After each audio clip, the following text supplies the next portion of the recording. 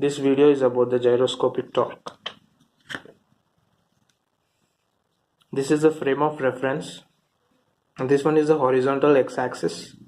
The right side direction is positive and the left one is negative. This one is the vertical y-axis. The upside direction is positive and the downward direction is negative.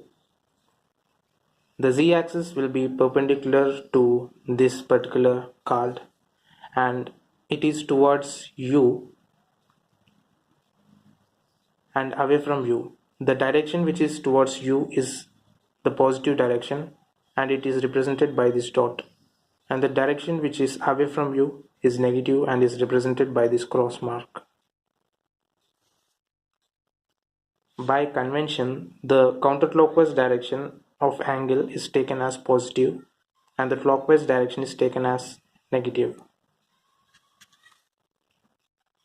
In order to understand the concept of gyroscopic torque, consider this particular disc which is rotating in this particular direction about this rod.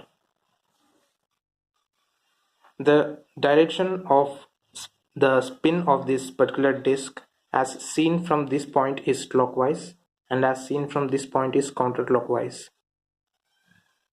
Because as seen from this particular point the disc is rotating in counterclockwise direction, so the angular velocity of this particular disc will be towards this point. The angular momentum of this disc which is rotating in counterclockwise direction as seen from this particular point will be in the same direction as that of the angular velocity of this disc, and the angular momentum of spin of this disc will be equal to the product of the mass moment of inertia of this disc and the angular velocity of spin of this particular disc. This is the torque. Torque is defined as the cross product of the position vector and the force. This particular position vector is the position of the point at which the force acts. This particular point about which the object rotates is called the moment center. The direction of this torque is towards us, towards you. It is represented by this dot. This direction is according to the rule of cross products. Now this is the pivot and this is the force that is applied on this particular bar on which this disc is rotating. This disc which is rotating in clockwise direction as seen from this point is rotated from this position to this position along with the rod by the application of this force. This force caused a torque on this system which moved this system from the initial position to this position. This particular force caused a torque. That torque equals the cross product of the position vector of this point where the force is acting with respect to the point about which the rotation has occurred, that is this point. So this particular position vector of this point is in the right direction. This force is in the up direction. So the cross product of these two will be in the direction of positive z-axis, that is towards us, that is perpendicular to this particular card. Now this disc which is in initial position has spin, that is it is spinning in clockwise direction as seen from this point and it is spinning in counterclockwise direction as seen from this end of the rod. So the angular velocity of spin of this disc will be in the direction right. So the angular momentum of spin of this disc will be also in the right direction. It is shown here. The angular momentum of the disc in this final position is represented here. This is the displacement, angular displacement of the disk, delta theta. This particular rotation of the axis of the disk or the rotation of the rod is called the precession of the disk. This precession this precession is in the counterclockwise direction. This counterclockwise direction is in the positive z direction, that is towards us. So the change in the angular momentum of spin of the disk is this one. This is the initial, this is the final, and the change is this one.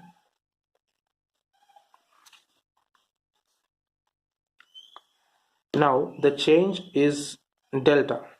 If that means delta means the change can be measured. This is the infinitesimal change in the angular position of the rod. This is called the angular displacement of precession in time dt.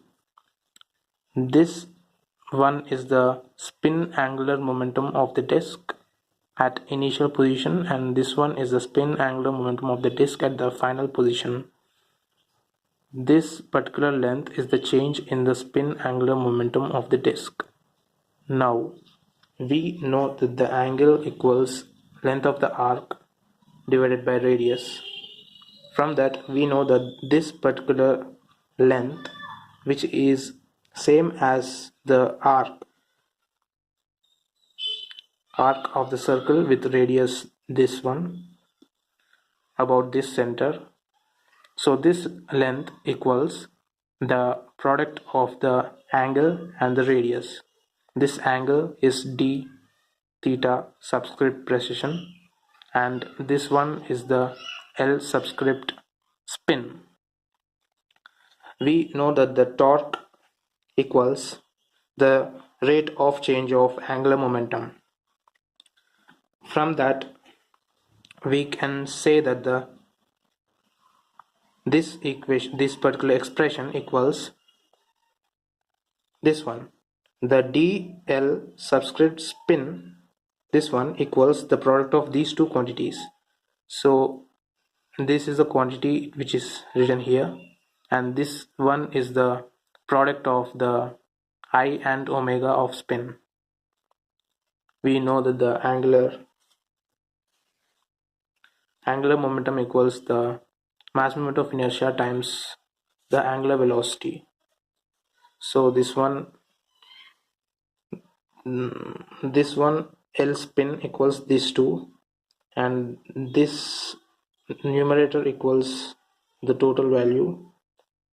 This denominator remains dt. Now this total expression equals omega precession. This quantity is omega precession, and this one is remains same. This particular thing, this torque which is required in order to have this particular change in spin with respect to time, this torque is called active gyroscopic torque.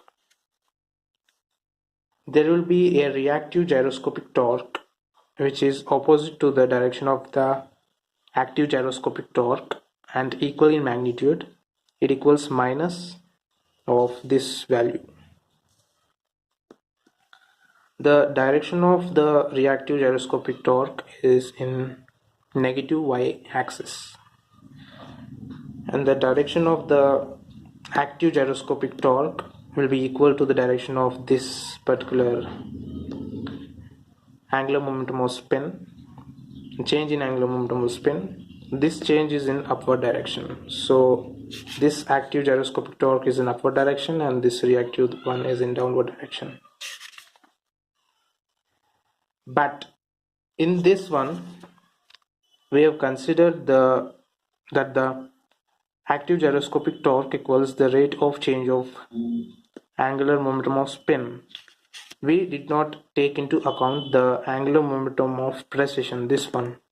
We have taken that this total angular momentum as this one only, not we have not included this one. So with this particular equation we can write that the angular velocity of precession equals the torque divided by the spin angular momentum of the system, and this equals Rf divided by I spin angular velocity. This equation will only hold as long as the angular momentum of the spin is dominating the total angular momentum. Means this particular quantity can be neglected.